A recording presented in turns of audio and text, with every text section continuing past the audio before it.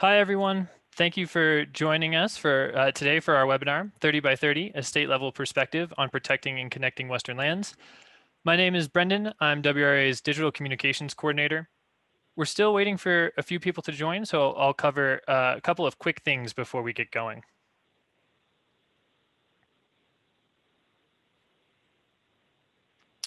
The webinar today will be 45 minutes, and we promise to keep it to 45 minutes.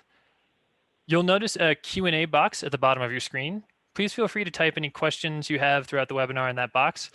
We won't be answering questions throughout the webinar, but we'll have a little bit of time to answer questions at the end. We can't promise to cover every question, but we'll do our best to follow up on any outstanding topics. A quick note that we're recording today's webinar, and we'll send out the recording later this week. We're also streaming this webinar live on WRA's Facebook page, and you can find it there now.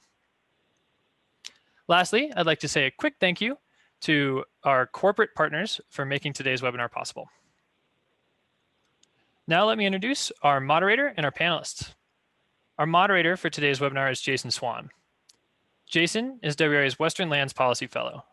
Jason is focused on making sure Westerners have equal access to land, wildlife, and water.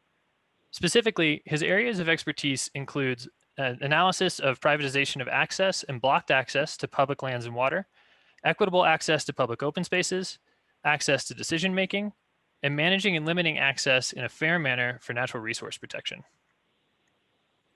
Our panelists today are Katie Bellegarde, Adrian Angelo, and Andre Miller. Katie is the Government Affairs Director for Conservation Colorado. Katie is from New Hampshire and spent the last 10 years working with the labor movement in Boston.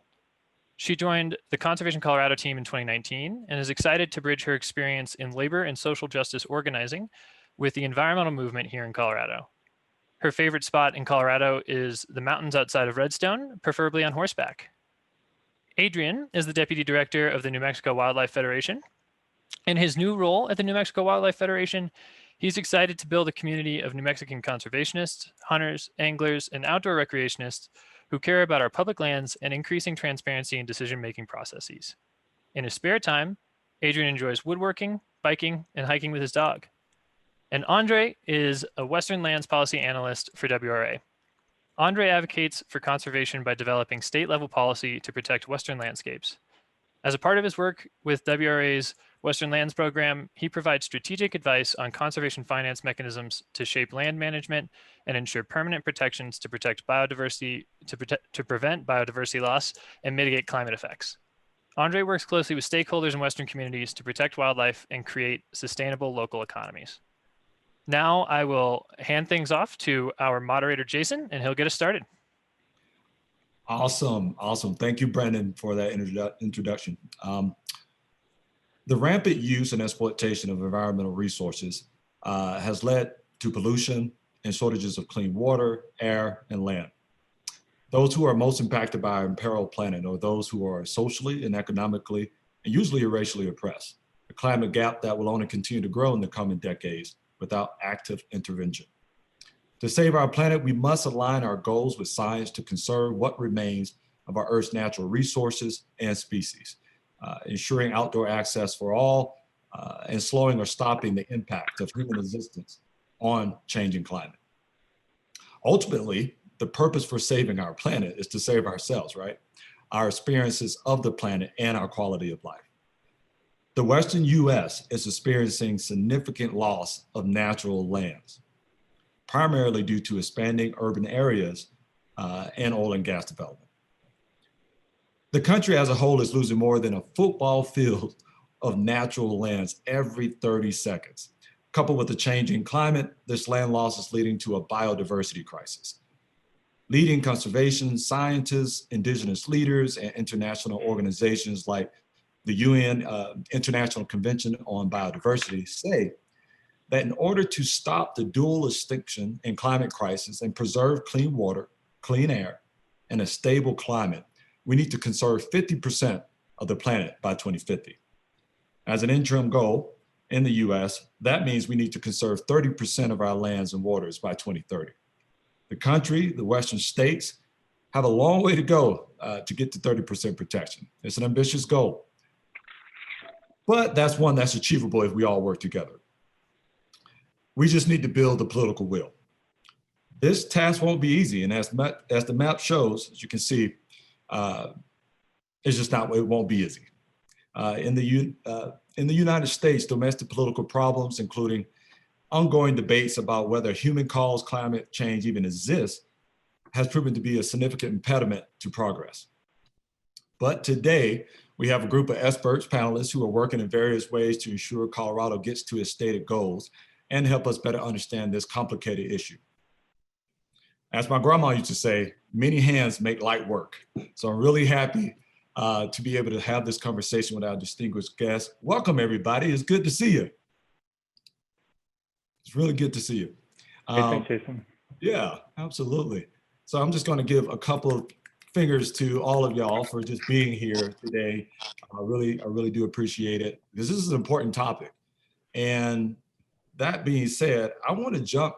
We have, 30 minutes to talk. So I want to make sure we get all these questions answered, and then, hopefully have some time at the end to take some questions from the audience. So that being said, Katie, I think I am going to start with you. Your focus is on state level politics in Colorado, correct? Yes. So I know Governor Polis has signed several actions calling for increased land conservation in the state. Okay, there was an executive order to begin identifying and protecting wildlife corridors. There was another to ensure sustainable recreation and establish more state parks, like we just saw with the Fisher Peak in Trinidad, Colorado. My question to you, Katie, is what additional state level actions should we be calling on our elected officials to take to set us on a path to protect 30% of the West by 2030? And what are some of the short-term efforts you'd like to see in the next year? Yeah, thank you so much. I am so glad to be with everyone today. Thanks for taking time on this important issue. I think it is so important to ask what we can do at the state level, because so often when folks think about protecting lands, they think about what we can do at the national level. They think of our parks and our national monuments, that sort of thing. But Jason, as you were saying, many hands make light work. That both is for the advocates who are doing this, but also for the policies that we need to lift up to get to that 30 by 30 goal. So without having the states and action at the state level in our toolbox, we're not going to be able to hit those goals. So it's so important that we find ways to do that there. And there's really an awesome path forward for that. And as a state level organization, Conservation Colorado has made that one of our top priorities of protecting 30% of Colorado's land by 2030. But in terms of some specifics here of what we can do on the policy front, we need our state leaders to start talking about 30 by 30 and why that's so important. We need this message to be something that's picked up by our decision makers, so that is influencing kind of all of the decision making that's happening on the ground here, and that also can filter up to what takes place at the federal level. There's also the 2 executive orders that Jason mentioned, and executive orders are great, but they just direct agencies to do a certain sort of action, and you need that action to happen, and the devil's in the details in terms of what it looks like. So we're excited to continue to push those agencies to implement those executive orders and do everything they can with that power to protect additional land here in Colorado. Also, there's this great need around conservation funding. Jason mentioned the new park that was established this past year, Fisher's Peak. If we want to protect more land in that manner, we need the resources to support the acquisition of parks like Fisher's Peak. And then finally, we need to change the way that we're thinking about protecting lands and think about it both in terms of protecting those lands, but also what it means for people, and particularly folks who have been traditionally excluded from access to public land, or who frankly public lands were taken from them to become public for somebody else. So we feel like acknowledging that at the local level will be important to achieving these goals. And on that note, I do just want to point out that how we do this work in terms of achieving the 30 by 30 matters. The process matters here. And we really need to make sure that we're learning from what I would describe as the mistakes of conservation leaders in the past that were really based in white supremacy in terms of how we protected land. Learn from those mistakes, bring in communities that have traditionally not been at the table, and do it differently as we move forward with this goal of achieving 30 by 30. So that's kind of what I think we can be doing here at the local level. Yeah, that's amazing. I love what you said, and to sum it up, how you ended it, more importantly, because we can all attest to that climate change doesn't affect everyone equally in the United States. And that's certainly something that I've been, wanting to work, at least my personal work, is to really close that gap. I think right now in the West, nearly 84% of communities of color and 80% of low-income communities in the West are in locations where the proportion of remaining natural area is lower than the state average. And that gap is only going to continue to grow in the coming decades without some type of active intervention. Anyone wants to chime in on what Katie just said? Any additional comments?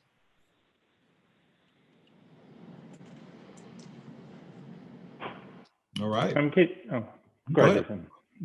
I was just going to say, I agree with the funding piece, that a lot of these state level efforts require the funding. Creating a new park is expensive, and I'd like to see a shift from our leaders in trying to come up with some of those funding mechanisms to be able to achieve more state parks and state wildlife areas, and develop those for greater public access, and as well as being able to restore and protect habitat in those areas. That's amazing. Yeah, and I just wanted to add, thank you so much, Katie, for kicking off the conversation, and on that funding piece, like Andre was following up on as well. The importance of funding mechanisms like Land Water Conservation Fund, and sometimes, unfortunately, the way that politics gets in there, even with the Great American Outdoors Act that got passed, that gave states opportunities to take full advantage of LWCF. Just recently, the executive director of the New Mexico Wildlife Federation was quoted because the Department of Interior basically just said, New Mexico, you're not getting a single cent for funding at your state. And we couldn't help but feel that was 100% political, because our state, we've seen the successes of LWCF in our states, just like Colorado has, just like other states around the West. So just making sure that people are keeping their eyes open for those sorts of, in New Mexico, we call them movidas, just political moves, shenanigans, making sure we're all up to date on those. Old shenanigans. What's the saying? You can catch more flies with honey than vinegar.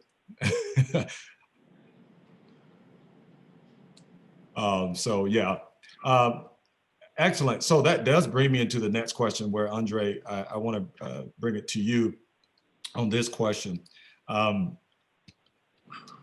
So scientists agree that human activity is to blame for climate warming, and without regulation to curb emissions, the Earth could face disastrous conditions. So some politicians standing in the way of securing those regulations have expressed skepticism about climate science, right? We've been down this road before, or concerns about more regulation. So, however, increased land conservation can have climate benefits, and is a natural climate solution policymakers are beginning to explore.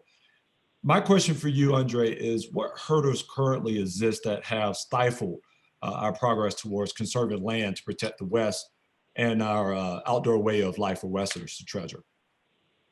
Sure, thanks, Jason. I think, to get to your question, I think the hurdle is the pace at which we're protecting our public lands. Over the last decade or so, we've seen a number of wins, including during the last 4 years of the Trump administration, with new state parks, new wilderness areas, a new national park in New Mexico. But what this 30 by 30 effort is really calling for is a drastic acceleration of these landscape scale conservation efforts and shortening that timeline. And as you said in the beginning of this webinar, it's really about finding the political will to do that. So I think in the West we're facing two problems. One is land loss, as you're saying, development affecting and impacting these natural areas that we'd like to protect, and losing our natural lands to things like oil and gas development. And at the same time, we're trying to reverse that trend by protecting other areas. So I think this is really a shift around these conservation efforts and adding a framework to how we can begin looking at these landscape scale protections. And I like that map that we had in the beginning, just showing how some states have different levels of protection. And I think that's pretty new to the lands world, that we haven't had this broad approach and ask the question, what happens if we double the number of protected lands in our state? If we go from 10% to 20%, and hopefully to 50% by 2050.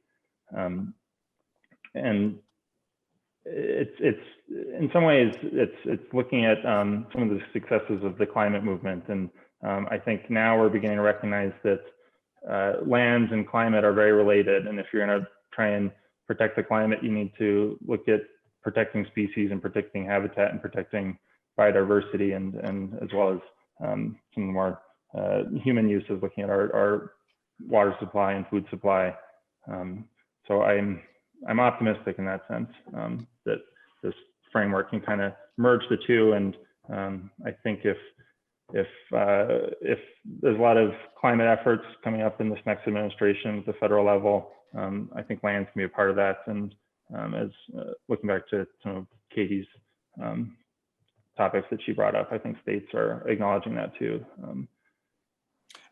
Interwoven ecosystem, I like to say. Anyone want to chime on what that response? I would just add in that identifying the best ways to coordinate across the many different agencies and levels of government that are going to be needed to meet this goal, I certainly think is an opportunity and a challenge. And I think that will take political leadership, particularly at the local level, to say like, hey, we want this thing, from our county commissioners, from our local elected representatives, that sort of thing. Because we know that getting all of these different agencies on the same page can be a real struggle. Yes, and more important, why we need good people serving on our board and commissioners to be able to influence some of that change. Anything you want to add, Adrian? Yeah, I think Andre really spelled out the road plan pretty impeccably. But I was just going to add, just highlight the importance of just interstate collaboration when you're talking about things like migration corridors, riparian corridors, where, as we look at science sort of objectively, we also need to have definitions in an objective kind of way. And just the fact that across the West, we don't have a complete and discrete understanding of this is what a migration corridor is, this is how it's designated, this is what it means. We really need to come together across the West to maybe make some of those definitions a little bit uniform, while respecting regional differences for sure, but just to get the ball rolling. No, I really like that idea. That was, just a place where we can, I always think about, I use the outdoors as our medium, where we can normalize our differences and kind of shrink humanity's ever deepening divide through adventure, common ground, and celebrated individuality. But yeah, like you mentioned, just bringing those collective groups together to have a shared vision of what protecting the West is going to look like. I think that's very important. Which brings me my next question, Adrian, for you. So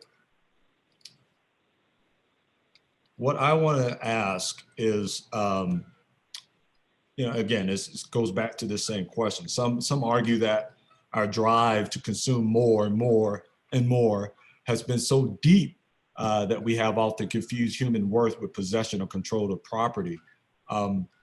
Living in a society in which greed and oppression often takes precedence over our inherent cooperation and caring, how are you mobilizing Western communities to empower empathy, leadership. And what we all would like is ultimately action. Yeah, that's a great question, Jason. And I really want to honor the sort of philosophical and values-based nature of the question, and answer it in kind. You know, I think that, you know, the idea that American consumers consume more than like the bottom half of the rest of the world, and that might be wrong. It might be more than that. You know, it is generally understood as a fact now. And I think it's important to recognize that, you know, this is ingrained in the DNA of American society. You know, in 1689, John Locke released his second treatise of government, arguing that, you know, civil society, the reason we all come together under common laws, under common rules, is to protect our property and our lands from each other. And why is 1689 relevant right now? Well, that influences how the founding fathers, you know, the folks that we enshrine, how they wrote up the rules of this land. Only landowners can vote. That was their first draft, right? Or maybe even their second and third. And so when you start a country like that, with that sort of values system, well, then of course, we're all gonna have a lust for land, a lust for what that land can produce. And unfortunately, a lust for how we can exploit that land, and maybe the people that don't have as much as we do. So I say all that just to kind of follow the thread of the values-based question. But I think that you're absolutely right to say, you know, what role is empathy playing here? What role can that play? And I think, you know, recognizing that loss of biodiversity is going to affect all of us, maybe not equally, and it certainly has not impacted equally, but it will affect all of us in a very fatal way. So I think it's the ultimate exercise in empathy to be able to recognize and learn and teach that we're all dependent on the biotic health of our lands and our landscapes. And the way I see this playing out is, you know, there's a slightly separate thread between private and a public relationship. The New Mexico Wildlife Federation has had a long history since 1914 of partnering with private landowners and figuring out if there's a way to, you know, acquire some of their land or trade land, or you know, put it under protection programs, under LWCF, or other sort of backcountry conservation areas, and just make it more available for the public, or create a corridor. And the way that New Mexico Wildlife Federation has really tried to bring the public more into the health of our land is, you know, it's really hard to care about something that you've never seen or you've never experienced. And so through our Nature Niños program, we really take it to heart, the task of making sure that the next generation of conservationists really looks like the changing face of America. So that means inner city kids from Albuquerque, kids from rural areas, from Belen, it's just kids that normally wouldn't be able to get outdoors, and really making sure that they know the value of their lands, because it's really hard to use and abuse lands when you've seen their value, you've seen what it does to you to look at a sunrise at 4:30 a.m. with no one else around. It hits you in the heart, right? And so it's really hard to accept any sort of violation of those lands once you're at that point. Woo! I mean, you just said a whole spiel right there, and I got so many things to add. Before I do, though, I really want to give Andre and Katie a chance to respond. Yeah, Adrian, I think that access piece is really important with 30 by 30. You know, if we're going to talk about conserving more lands, it's important that the public has access to those places. And you know, there's been a push to create more localized community parks in places where there's hasn't been as much access to getting, you know, to outdoor spaces. And I think that's an important part of 30 by 30. It's not just looking at these faraway forests and you know, deserts and trying to protect those places, but looking at what's close to communities and making sure that again, that there is that equitable access component to any of these broader efforts that we try and undertake. Yeah, And I just add that something that we've been, I guess, maybe struggling with at Conservation Colorado as we figure out protecting more lands and also how we're funding the conservation of additional lands is what we've been talking about in terms of policing of the outdoors. And as it's becoming really aware, for many people, it's always been known, but more in the mainstream society of the way that Black and brown bodies are policed, you have to start asking questions about what happens when you need a permit to use a certain sort of space. Okay, we want to make sure that we have the resources to fund them, and we want to make sure we have access. But if there's a reason someone could be stopped to be talked to about whether or not they belong in that space, it really creates this potential for a safety issue, but also as we think about if people feel safe enough to go into the outdoors, as we're talking about closing the nature gap, we really have to think about what are the actions that are occurring that may make someone feel like they're welcome somewhere or not. And the fact that we know that there's disproportionate policing based on how you look and based on your race, we really need to be thinking about that. All of these are good points. To help preserve nature, we just have to create a society, a system that has the capacity to work as one, which currently we haven't really had, where people are accepted for who they are without othering or oppression, because that very system, an oppressive othering system, can never hope to unite to save the planet simply because it was never designed to do so, much like what Adrian mentioned. So we do need to find a new way of doing doing land conservation that includes everyone and is not othering and oppressive. That being said, I do want to follow up with a question, and perhaps Andre, this would be more targeted towards you. And I also see someone in the chat mention it as well. And so I'm gonna pose this question.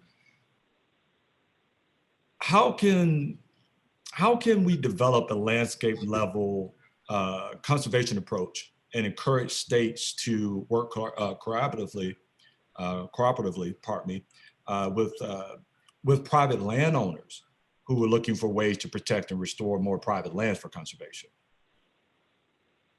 Sure. Adrian touched on this a little bit with wildlife corridors, which I think is a good example of this, because migrating wildlife don't care who the landowner is. They're going to move through these landscapes, and many states, it varies between states, but a lot of states have pretty robust conservation programs on private lands that are these voluntary programs to provide technical assistance and funding and grants to private landowners to protect their lands for some of these benefits that we'd like to see, with including wildlife habitat protection and biodiversity protection, and especially when those lands include habitat for threatened or endangered species. So I think it's trying to make those programs more robust, and additionally ask for federal assistance to the states for some of those programs to who may be better equipped to distribute that funding to landowners in those states. And I'm assuming you may want to chime in, Adrian. Is that? Yeah, no, I mean, I think Andre again just hit it right on the head. I think that the connection there is there exist these programs. There are these private landowners that, if they knew about these programs, would probably see the benefit in how their land would go up in value, presumably, or at least, their land would have wildlife around it that they could pass on to their children.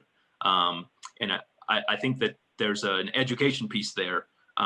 And perhaps, I know that like public land trusts and those sorts of organizations would probably be able to give us a lot of feedback on if the existing programs are not sufficient, what sort of creative problem solving could we get into once we start that sort of dialogue. But I really do feel like a lot of landowners just aren't aware of the benefits and programs that are available to them, putting their land, in some sort of protected system. And to add on to that, going back to that map again at the beginning, I want to be clear that private lands and conservation easements on private lands make up a portion of those protected numbers that we were referencing before, and they're going to play a major role moving forward. So it is about trying to increase restoration programs on private lands and increase funding for conservation easements. Excellent. Now we've gotten to, thank you so much for that dialogue. Now we've gotten to a position where we'd love to share some questions from our audience right now. Let's see here, what do we have? Okay, yeah, all right, let's start with this. I'm gonna pose this to Katie. Oh, I'll pose it to the entire panelists, and anyone can take this on. Can you address tribal involvement in this goal? How would tribes and indigenous voices be included in the process and have a seat and say at the table? That's a great question.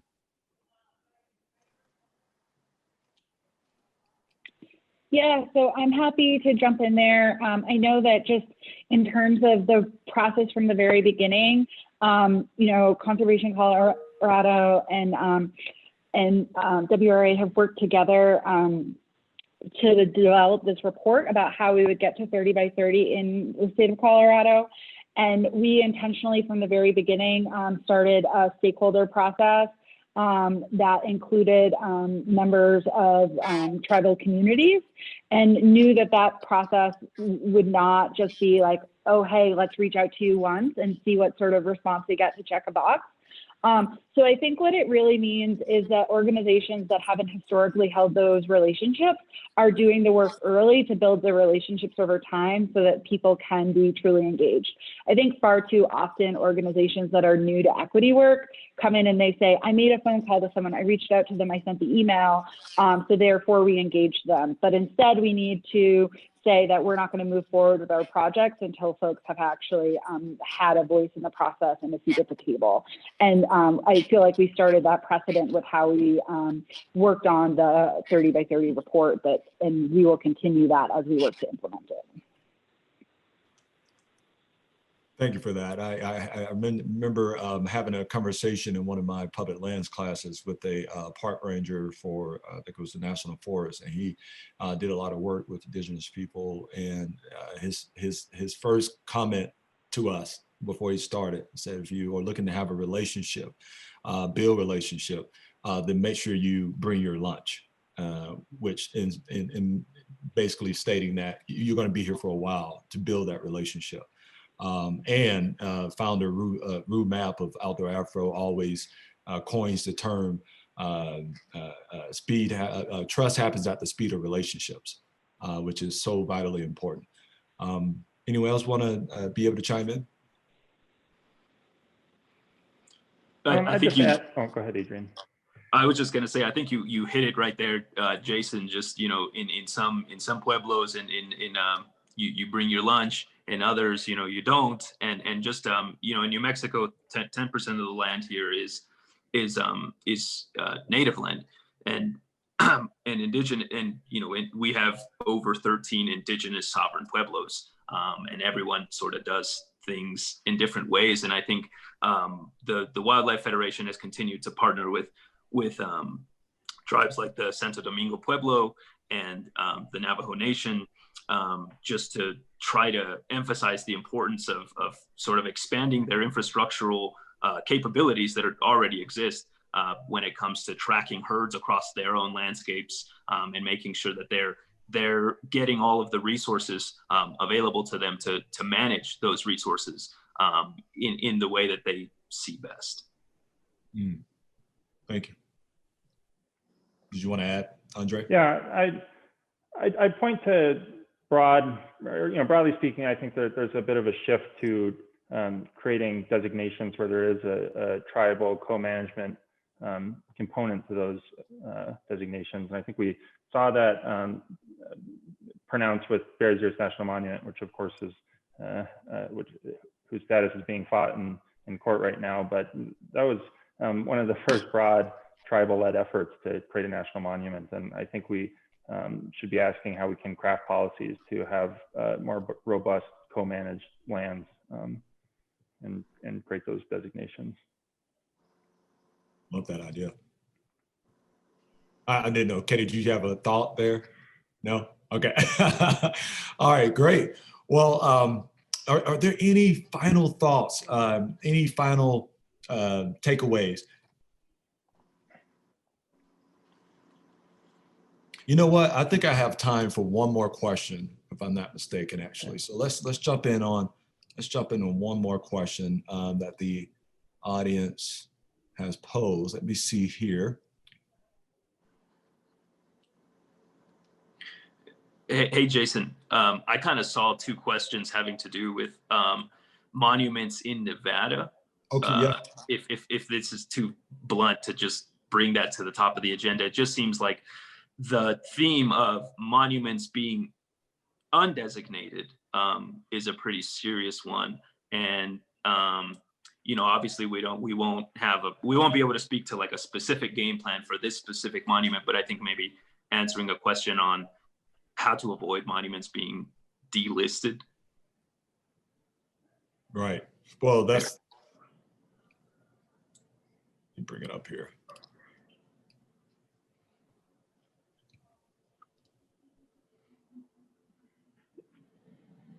Oh, I see. In Nevada, we were facing potential loss of lands at Desert National, the Desert National Refuge, refuse and fallen to the military. What is your plan for that? Is that the question you were referring to?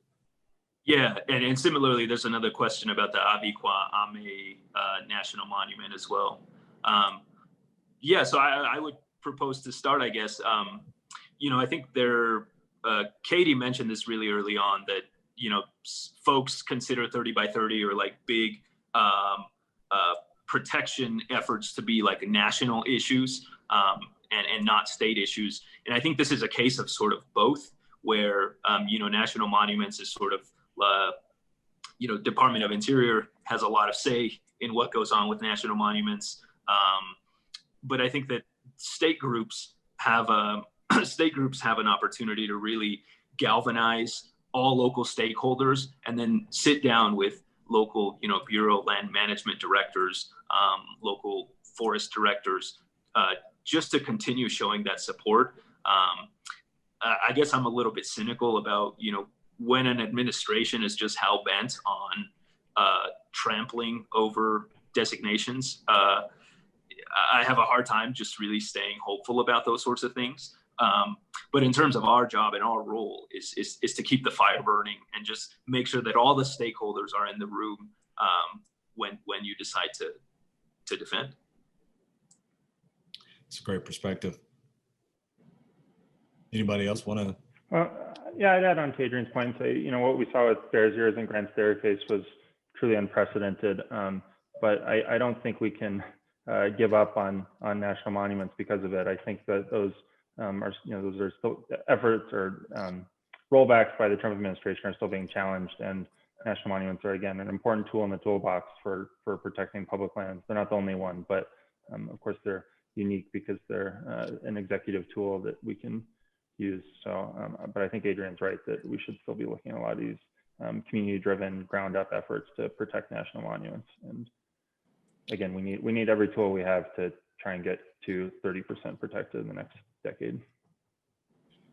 Yeah, you know, as we've seen protections put in place by one presidential administration may easily reversed by the next. So you know, in passing laws, laws passed by Congress tend to have greater staying power. You know, much like the John D. Dingell Junior Conservation Management and Recreation Act and the Great American Outdoors Act.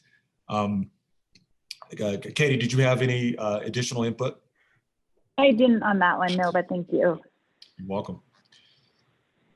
Well, we don't have any. I think that's going to wrap up the majority of our questions. I don't want to pose one more because I think we'll probably go over. So I really do appreciate you panelists for your expertise and just for, you know, give yourself a round of applause just for joining us and having this important conversation that everyone seems to need to be educated on. So I really appreciate that. It hardens my heart to think that Mother Nature's uplifting joy, peace, and the good health it brings to humanity and its natural resources are in danger. I hope that we can envision the world as it could be, empowering action and leadership that will positively impact our collective social, systemic, and environmental future. So again, I want to thank all the panelists for joining us today. I want to thank all the guests for joining us. And pardon me, Brendan, back over to you.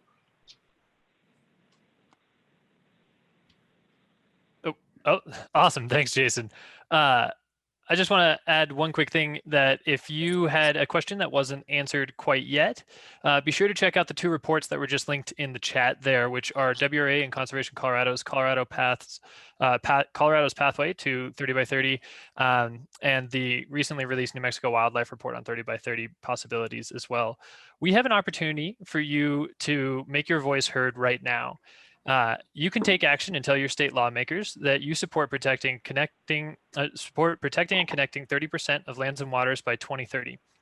To learn more and take action, you can click the link that our colleague Joan has just added to the chat. We'll also email that link out with the recording of this webinar in the next few days for everybody who registered, whether you were able to attend today or not. Thank you, Jason, and thank you to our panelists again for joining us today. And thank you to everybody who attended. That's what we have today, and I hope you have a great rest of your week.